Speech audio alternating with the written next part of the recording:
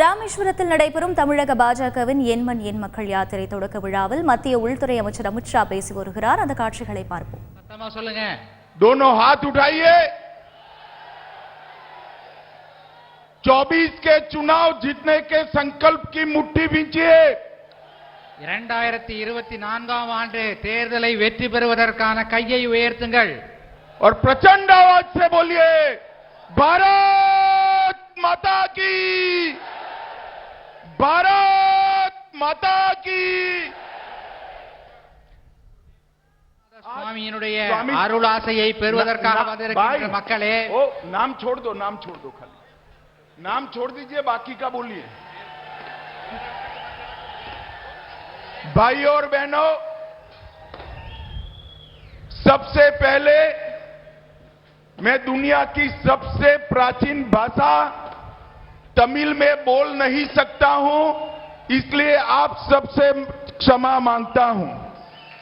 உலகத்தின் மிக பழமையான மொழியாகிய தமிழ் மொழியிலே உங்களிடத்திலே பேச முடியாததற்காக முதலில் உங்களிடத்திலே நான் மன்னிப்பு கேட்டுக்கொள்கிறேன். भारत की परंपरा, भारत की महान संस्कृति, हमारे धर्म और हमारी साझी विरासत के समागम जैसे रामेश्वरम की इस पवित्र धरती को मैं प्रणाम करता हूं। இந்த ராமேஸ்வர பூமியானது இந்தியாவின் இந்து மதத்தின் நம்முடைய பாரம்பரியத்தின் சின்னமாக விளங்குகிறது. இந்த பூமியின் மக்கள் அனைவருக்கும் நான் என் இருகரம் கூப்பி வணக்கம் தெரிவிக்கிறேன். मित्रों, आज रामनाथ स्वामी के सानिध्य से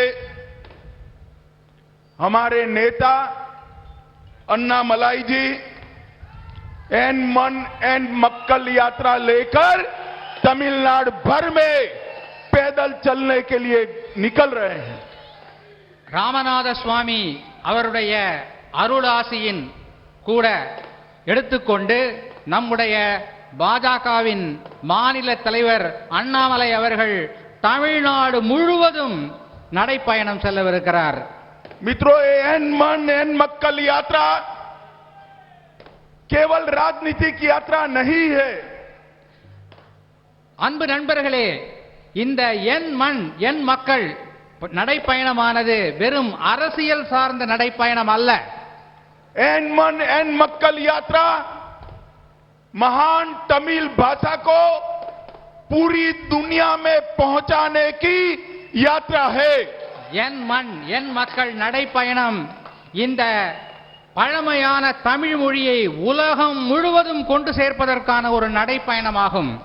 एन मन एन मक्कल यात्रा तमिल संस्कृति को कश्मीर से कन्याकुमारी और कलकत्ता से लेकर सोमनाथ तक पहुंचाने की यात्रा है.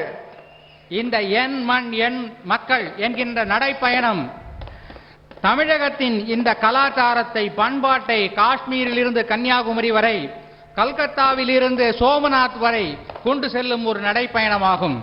एन मन एन मक्कल यात्रा महान तमिल संस्कृति को पूरे भारत के 130 करोड़ लोगों के मन में सम्मान पैदा करने की एक कवायद है. இந்த என் மண் என் மக்கள் நடைப்பயணம் இந்திய நாட்டின் 130 கோடி மக்களின் மனதிலே ஒரு மரியாதையை ஏற்படுத்துவதற்காக நடத்தப்படுகின்ற ஒரு நடைப்பயணம். एन मन एन मक्कल यात्रा तमिलनाडु को परिवारवाद से मुक्त करने की यात्रा है. என் மண் என் மக்கள் நடைப்பயணம் தமிழகத்திலிருந்து குடும்ப ஆட்சியை ஒழிப்பதற்காக செய்யப்படுகின்ற ஒரு நடைப்பயணம். एन मन एन मक्कल यात्रा तमिलनाडु को भ्रष्टाचार से मुक्त कराने की यात्रा है.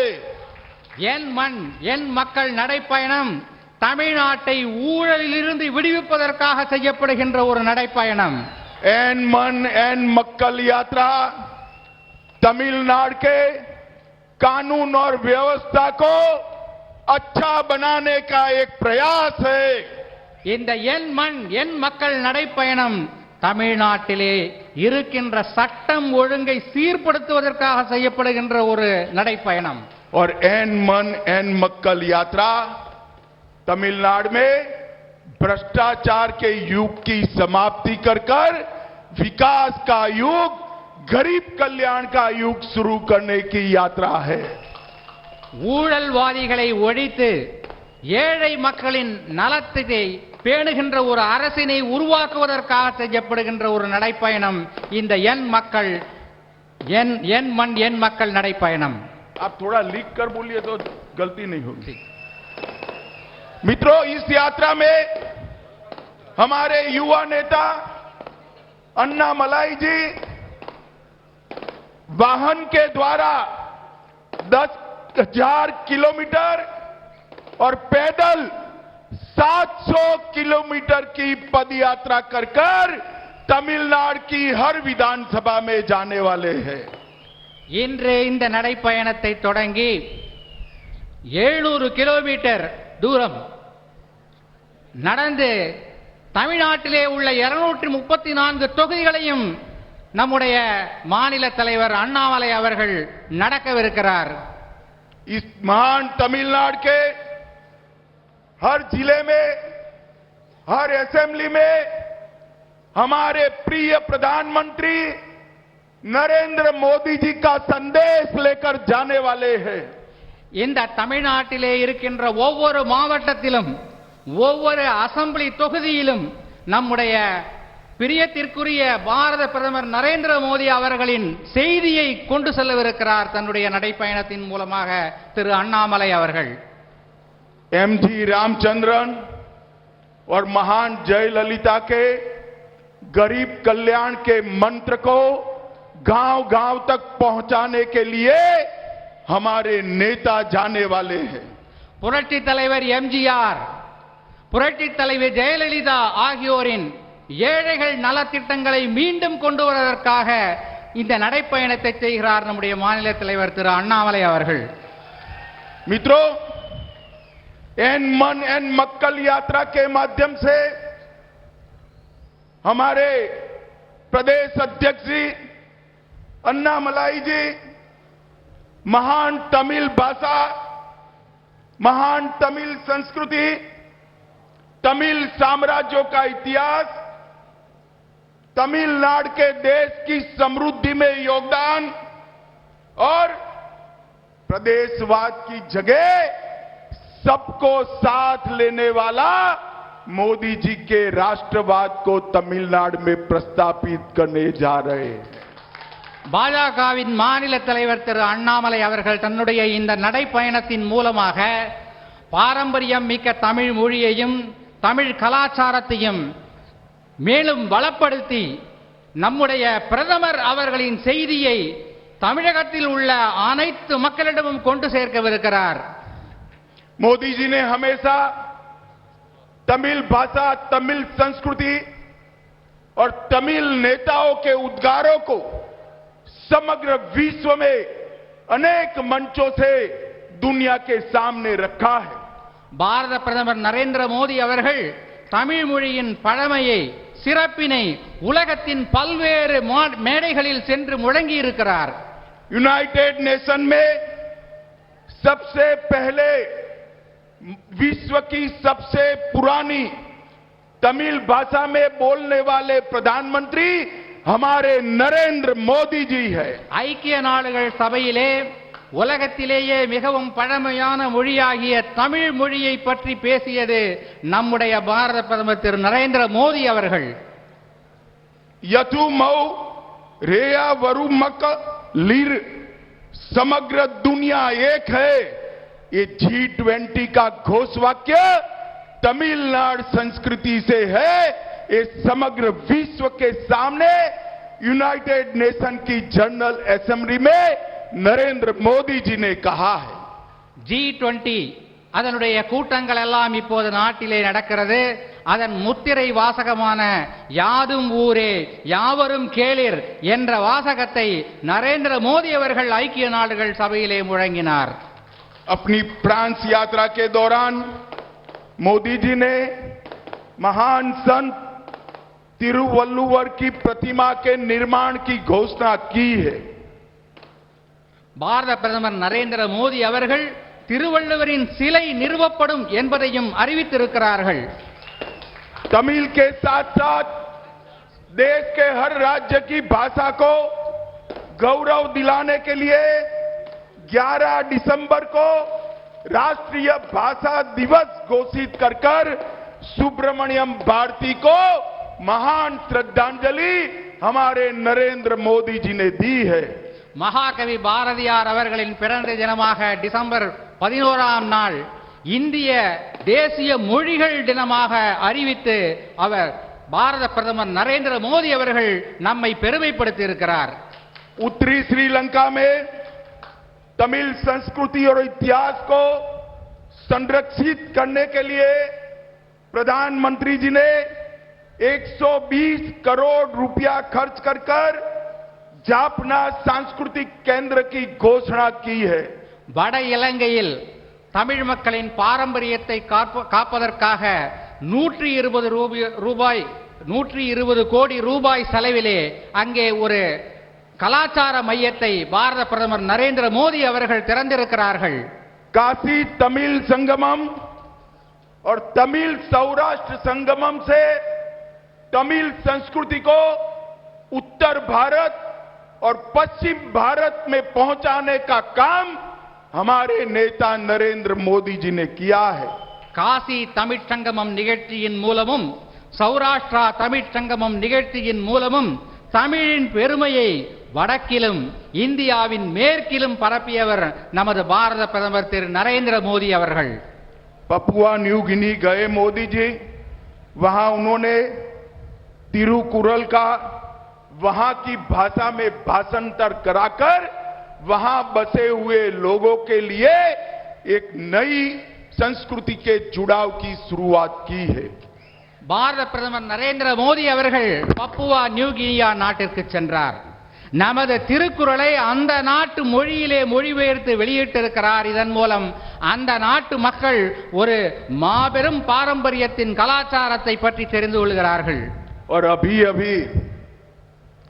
अभी नए पार्लियामेंट के भवन के उद्घाटन में सेंगोल को स्थापित कर तमिल संस्कृति को पार्लियामेंट में सम्मान देने का काम हमारे नेता नरेंद्र मोदी जी ने किया है।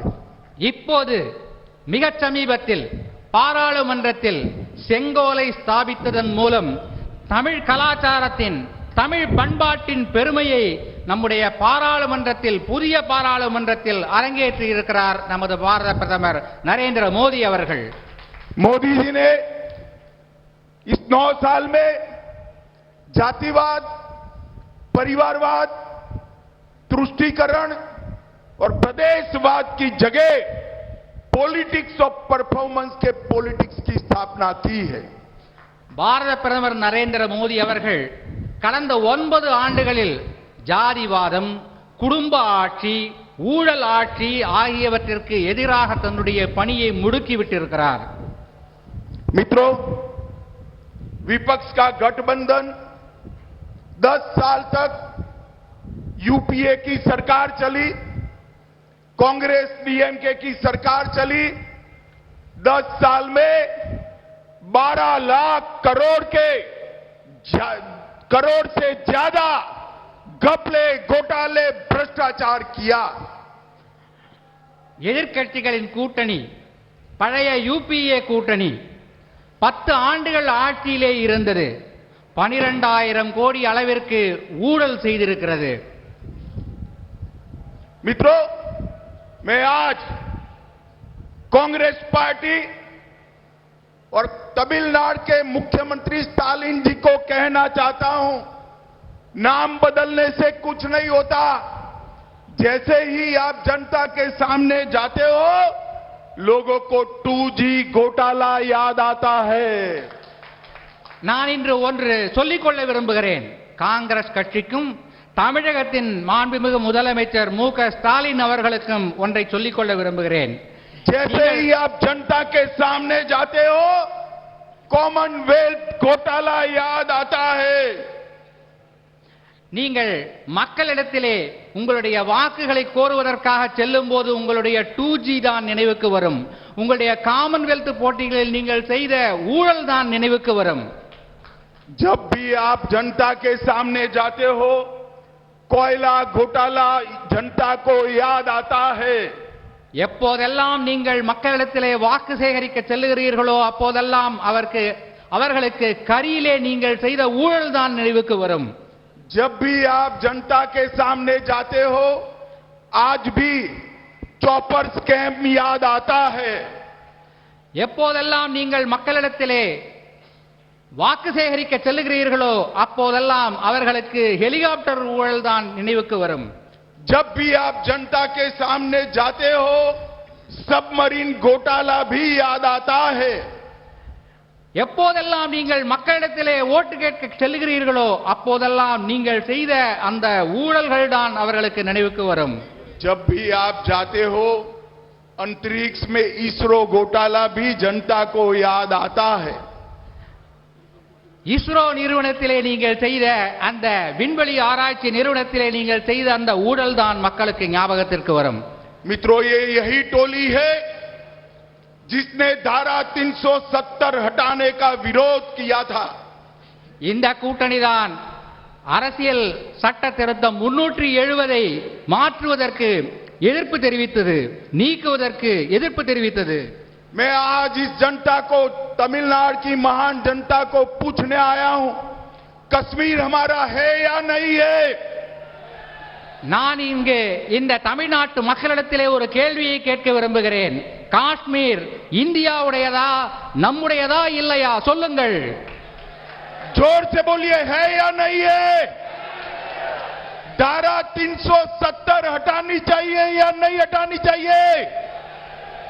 मोदी जी ने धारा 370 हटाई कि डीएमके और कांग्रेस पार्टी भारतीय जनता पार्टी का विरोध करती थी.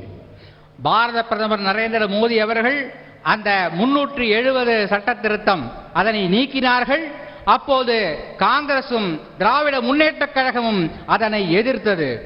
मित्रों, मुझे बताओ, देश को आतंकवाद से मुक्त करना चाहिए या नहीं करना चाहिए? நண்பர்களே சொல்லுங்கள், நாட்டை தீவிரவாதத்திலிருந்து விடுவிக்க வேண்டுமா வேண்டாமா? जब मोदी जी ने आतंकवाद पर लगाम लगाने के लिए सर्जिकल स्ट्राइक और एयर स्ट्राइक किया, ये यूपीए वाले इसका विरोध कर रहे थे. பாரத பிரதமர் நரேந்திர மோடி அவர்கள் தீவிரவாதத்தை ஒடுக்குவதற்காக சர்ஜிக்கல் ஸ்ட்ரைக், ஏர் ஸ்ட்ரைக், 2 விமானம் மூலம் தாக்குதல் நடத்திய போது இந்த யூபிஏ கட்சிகள் தான் அதனை எதிர்த்தது. मित्रों, आज मैं तमिल जनता को ये भी याद कराने आया हूं, यही कांग्रेस यूपीए के शासन में ही तमिलों का नरसंहार श्रीलंका में हुआ था. நண்பர்களே, மேலும் ஒரு விஷயத்தை உங்களுக்கு நான் இப்போது சொல்ல விரும்புகிறேன். இதே யூபிஏ அரசாங்கம் தான் இலங்கையில் தமிழர்கள் அழித்து ஒழிக்கப்படுவதற்கு காரணமாக இருந்தார்கள் என்பதும் உங்களுக்கு தெரியும். इन्होंने के समय में ही तमिल मछुआरों की दुर्दशा जो हुई, इसके जिम्मेदार डीएमके और कांग्रेस पार्टी है. இவர்களுடைய ஆட்சி காலத்திலே தமிழக மீனவர்கள் பட்ட கஷ்ட நஷ்டங்கள், துன்பங்கள் இவற்றிற்கெல்லாம் காரணம் यूपीए அரசாங்கமும் திராவிட முன்னேற்ற கழகமும் தான். मित्रों, ये विपक्ष का जो टोला है वो भारत का विकास नहीं करना चाहता है, अपने परिवार का विकास करना चाहता है. இந்த எதிர்க்கட்சி கூட்டணி நாட்டை வளர்க்க வேண்டும் என்று நினைக்கவில்லை, அவர்களது குடும்பத்தை வளர்க்க வேண்டும் என்று நினைக்கிறார்கள். सोनिया गांधी को, राहुल गांधी जी को प्रधानमंत्री बनाना है. சோனியா காந்தி அவர்களுக்கு ராகுல் காந்தியை பிரதமராக்க வேண்டும் என்ற ஆசை. स्टालिन जी को, उदयनिधि को मुख्यमंत्री बनाना है. ஸ்டாலினுக்கு உதயநிதி அவர்களை முதல் மந்திரியாக்க வேண்டும் என்ற விருப்பம். लालू जी को, तेजस्वी को मुख्यमंत्री बनाना है. லாலு பிரசாத் யாதவ் அவர்களுக்கு பீகாரில் தேஜஸ்வி அவர்களை முக்கிய மந்திரியாக ஆக்க வேண்டும் என்று விருப்பம். ममता दीदी को अपने भतीजे को मुख्यमंत्री बनाना है. மம்தா அவர்களுக்கு அவருடைய மருமகனை மேற்கு வங்கத்தின் முதல்வராக ஆக்க வேண்டும் என்ற எண்ணம். और उद्धव ठाकरे जी को अपने बेटे को मुख्यमंत्री बनाना है. மகாராஷ்டிரத்தில் உத்தவ் தாக்கரே அவர்களுக்கு அவருடைய மகனை முதல்வராக்க ஆக வேண்டும் என்ற விருப்பம். वो भारत और तमिलनाडु को एम्पावर करना नहीं चाहते, वो अपने बेटे भतीजे बेटियों को एम्पावर करना चाहते हैं. இவர்கள் இந்தியாவையோ அல்லது தமிழ்நாட்டையோ வலுப்படுத்த வேண்டும் என்று நினைக்கவில்லை. தங்களுடைய மகனையோ மகளையோ அல்லது மருமகனையோ வளப்படுத்த வேண்டும் என்று நினைக்கிறார்கள். मोदी जी अकेले ऐसा नेता है जो दिन रात 24 घंटे में 20 घंटे तक भारत कल्याण की तमिलनाडु को आगे बढ़ाने की बात सोचते हैं. நரேந்திர மோடி அவர்கள் மட்டுமே நம் நாட்டில் இருக்கின்ற ஒரே தலைவர் இந்த நாட்டையும் தமிழ்நாட்டையும் வளப்படுத்த வேண்டும், நலத்திட்டங்களை வழங்க வேண்டும் என்ற ஒரே எண்ணத்திலே வாழ்கின்ற ஒரு தலைவர். मित्रों, ये तमिलनाडु में जो अभी सरकार चल रही है, देश की सबसे करप्ट सरकार अगर कहीं पर है तो ये डीएमके सरकार है.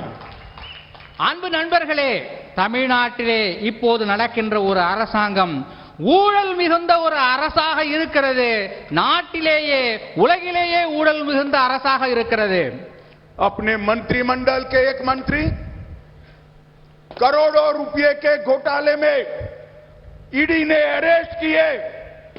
शर्म आनी चाहिए स्टालिन जी आपको.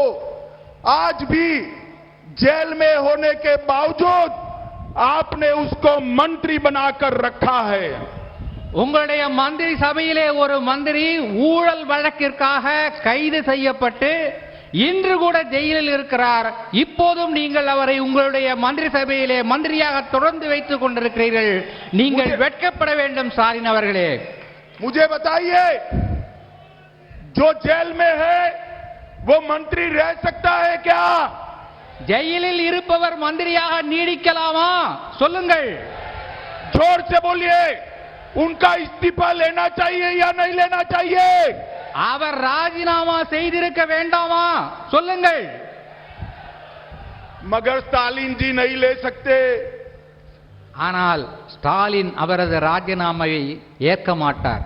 क्योंकि उनके भय है कि इस्तीफा लिया तो सारे राज सारे सस्पेंस वो खोल देंगे.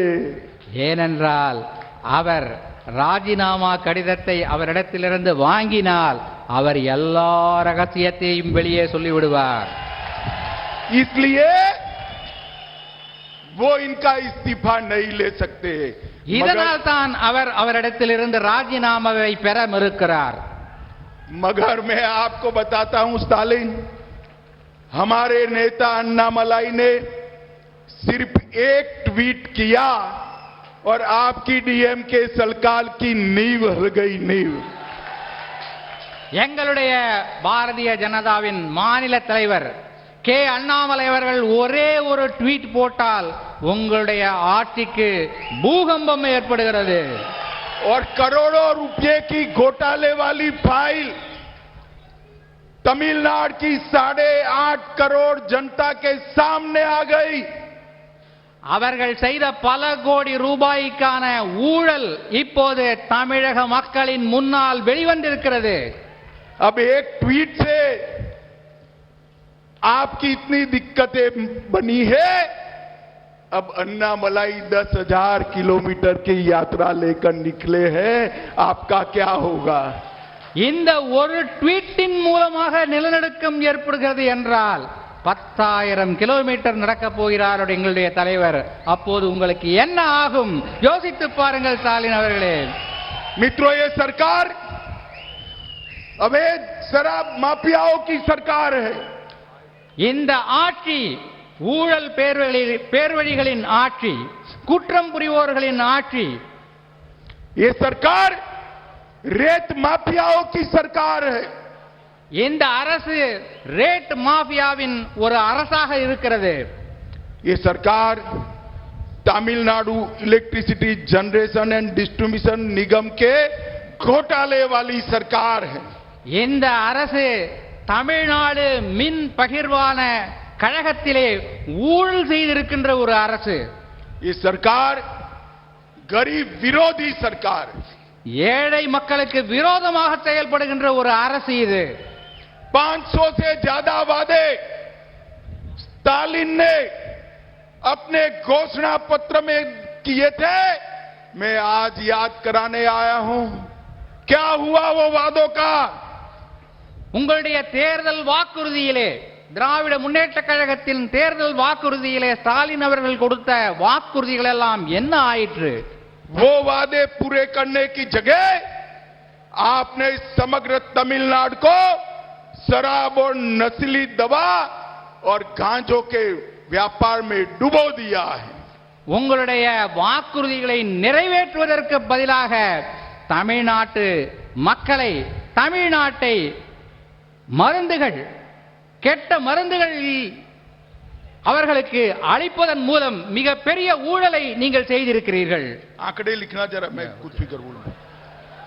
मित्रों, मैं आज डीएमके और कांग्रेस के नेताओं को पूछने आया हूं.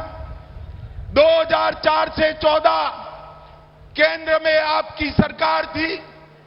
आपने कितना रुपया तमिलनाडु के विकास के लिए दिया? நான் காங்கிரசிடமும் திராவிட முன்னேற்ற கழகத்திடமும் ஒரு கேள்வியை கேட்க விரும்புகிறேன். 10 ஆண்டுகள் நீங்கள் மத்தியிலே உங்கள் கூட்டணி ஆட்சியிலே இருந்தது. அந்த காலத்தில் தமிழகத்திற்கு நீங்கள் எத்தனை ரூபாய் நிதி ஒதுக்கியிருந்தீர்கள்? मैं आज आपका हिसाब लेकर आया हूं.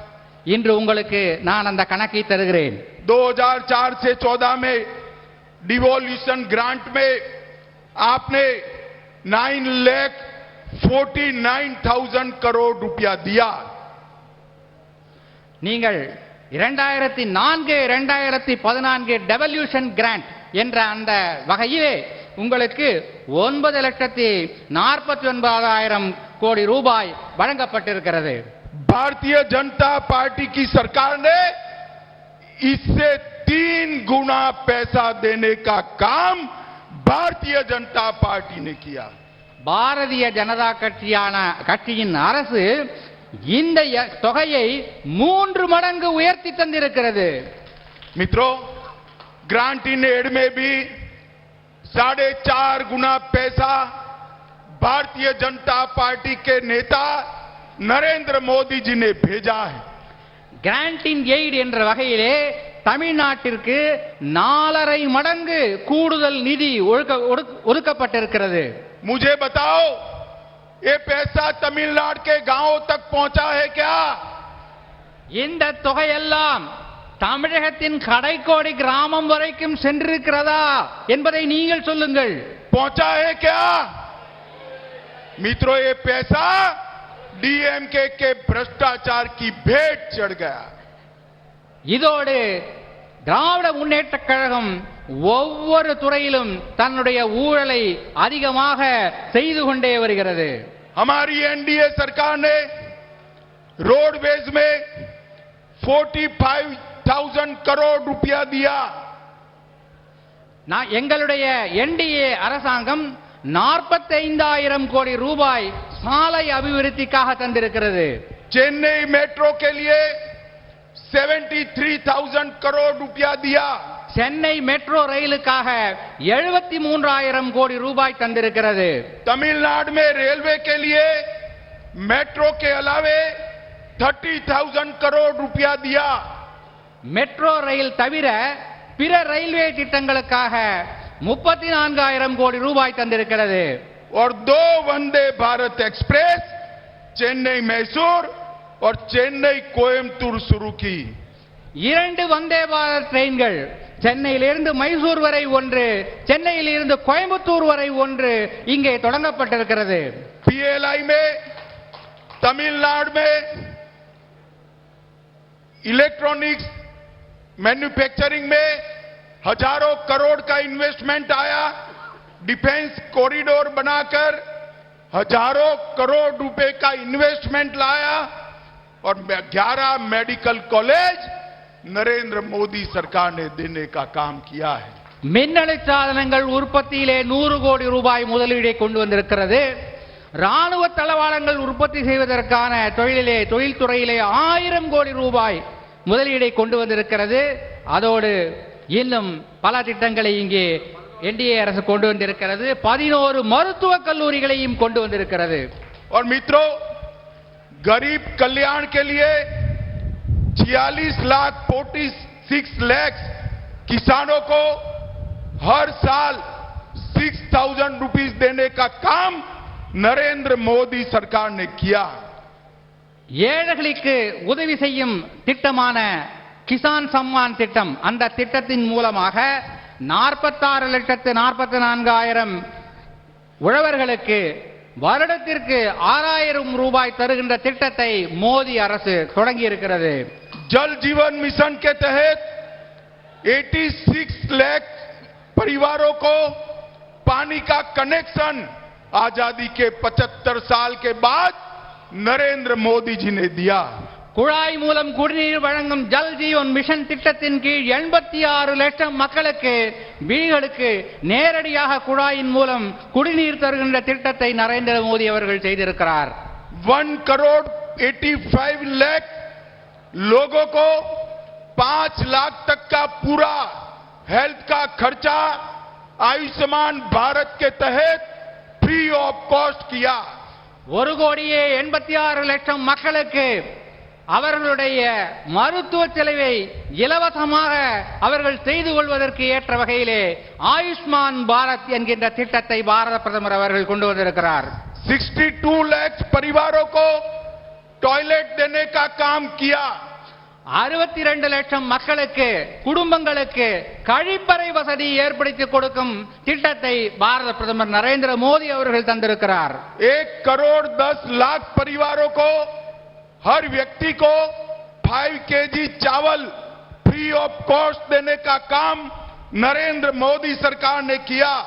1,10,00,000 மக்களுக்கு ஒவ்வொரு குடும்பத்திற்கும் 5 கிலோ அரிசி இலவசமாக வழங்குகின்ற அன்ன யோஜனா திட்டத்தை பாரத பிரதமர் அவர்கள் தந்திருக்கிறார். 15 लाख परिवारों को प्रधानमंत्री आवास योजना का हाउस देने का काम किया। 15 லட்சம் குடும்பங்களுக்கு பிரதம மந்திரியின் வீட்டு வசதி திட்டத்தின் மூலமாக வீடுகள் கட்டி கொடுக்கப்பட்டிருக்கின்றன. और डीबीटी स्कीम से 1.31 लाख करोड़ रुपया गरीबों के बैंक अकाउंट में ट्रांसफर किया। 1,31,00,000 மக்களுக்கு இந்த ஜன்தன் ஸ்கீம் மூலமாக பணம் செலுத்தப்பட்டிருக்கிறது. मित्रों, मैं आज स्टालिन जी को कहने आया हूं, स्टालिन जी, मैंने एनडीए सरकार ने ये 9 साल में क्या किया, इसका हिसाब तमिलनाडु की 8.5 करोड़ की 8.5 करोड़ जनता को दिया है। आप यूपीए सरकार ने 10 साल में क्या किया था, इसका हिसाब तमिल जनता को दीजिए।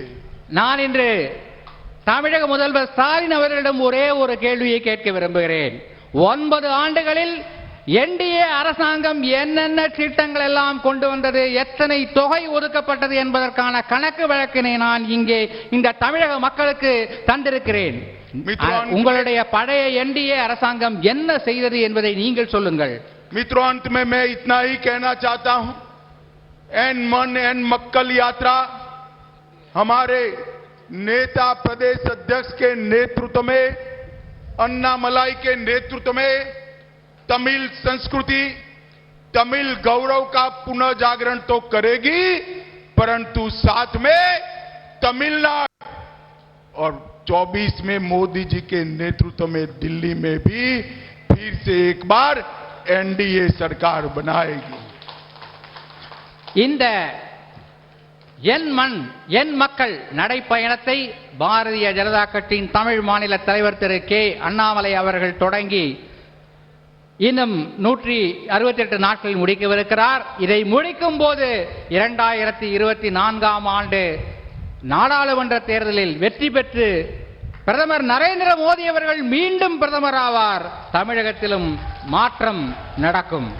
मित्रों, अंत में तमिलनाडु की जनता को मैं करबद्ध निवेदन करता हूं, रिक्वेस्ट करता हूं कि आने वाले 24 के चुनाव में मोदी जी के नेतृत्व में हमारे सारे एनडीए के साथियों को वोट देकर सबसे ज्यादा सांसद तमिलनाडु से दिल्ली में भेजिए. நான் இங்கே கூடியிருக்கின்ற அனைத்து மக்களிடத்திலும் இருகரம் கூப்பி வேண்டி கேட்டுக்கொள்கிறேன். 2024ஆம் ஆண்டு நாடாளுமன்ற தேர்தலிலே பாரதிய ஜனதா கட்சிக்கும் மேடையிலே இருக்கின்ற எங்களுடைய கூட்டணி கட்சிகள் அனைத்திற்கும் வாக்களித்து அதிக அளவில் தமிழ்நாட்டிலிருந்து பாராளுமன்ற உறுப்பினர்களை நீங்கள் டெல்லிக்கு அனுப்ப வேண்டும் என்று கேட்டுக்கொள்கிறேன். मेरे साथ दोनों हाथ उठाइए, उठाइए दोनों हाथ. இரு கைகளை உயர்த்தி சொல்லுங்கள். मोदी जी को पीएम बनाने के संकल्प की मुट्ठी भींचिए.